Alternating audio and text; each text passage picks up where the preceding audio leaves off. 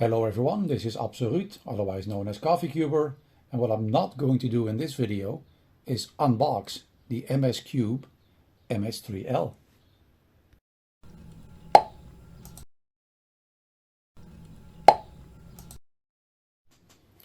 This puzzle was sent to me by CuberTime, which is a new cubing company from China, and I've been working with them for the last while to help them with their website, and I'm going to be reviewing cubes for them in the future. The reason for not unboxing this cube is because my unboxing video failed. I recorded it with a webcam and it was extremely glitchy, so I decided to record another video reviewing the MsCUBE. As you can see, there's a lot of stuff that comes in the box. There's a stand, there's replacement nuts. These are actually the nuts that came in the cube. I already replaced them. These are green replacement nuts. These are the weaker nuts. Some pamphlets. The box that the accessories came in. And the cube box. The colors of the cube are interesting. They are very light. And while that might be a little different than usual, I'm not really bothered by it. So the colors are fine. Let's take a look at how the cube turns. It feels okay. Really clacky. I think the magnets are a good strength, but it's a little bit on the flexible side. And the springs I've got in there right now are the red springs, which are the stiffest springs, and I've got them set to the most stiff setting as well, which is one of two settings that each spring can have, and there are 3 springs, so you can have 6 different tension settings in this cube. As you can see, there's no screw. There's basically just this spring.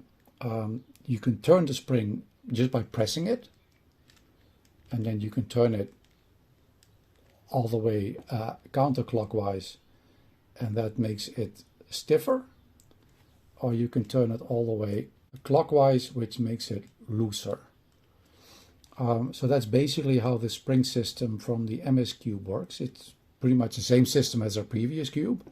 I really liked the previous cube, but I had a lot of problems with it because it does corner twisting a lot. So I never ended up using it very much. I'll briefly show you how to remove one of these nuts.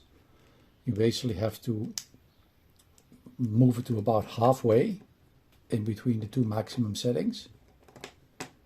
And then you can take out the nut. The centerpiece usually comes with it. It's because there's a notch that you have to align.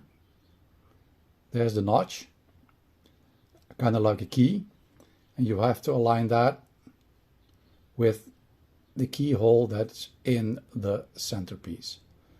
So if you want to put this back, you basically put the nut back through the centerpiece, put the centerpiece back in its spot, and then you basically just have to feel around and make sure you put it in the right spot, and then adjust it to the tension that you want.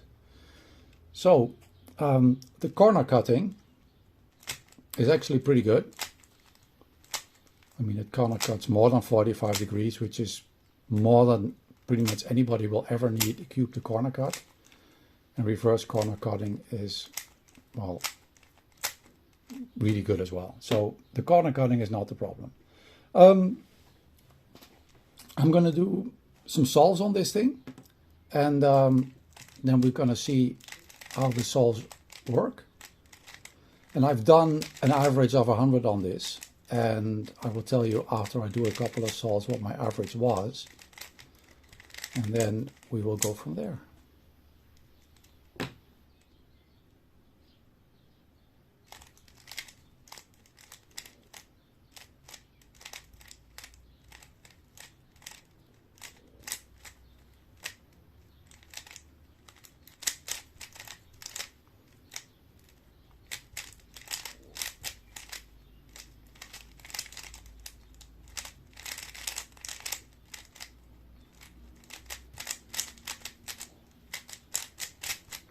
Now, some of you will probably notice that I use Ruu.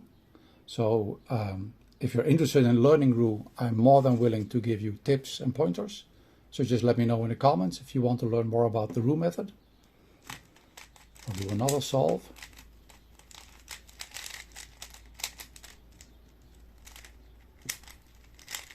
I am mixing the cube up, as non-cubers like to say.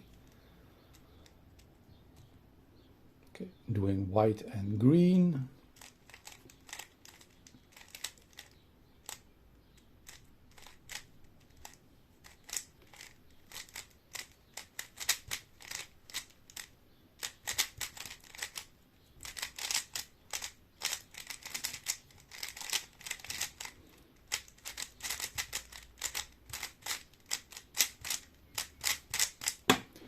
I think in this solve you could see that where the problems are with this cube.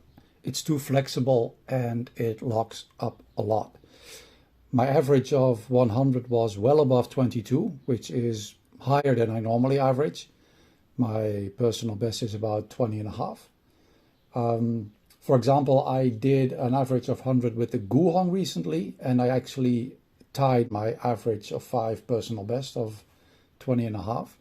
And so this one is like almost 2 seconds slower than the Guhong. So in my opinion, this is not the best cube that I've ever used. I want to like it.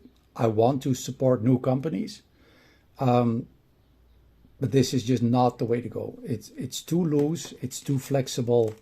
It locks up during the solve. And I just can't say that this is a very, very, very good cube.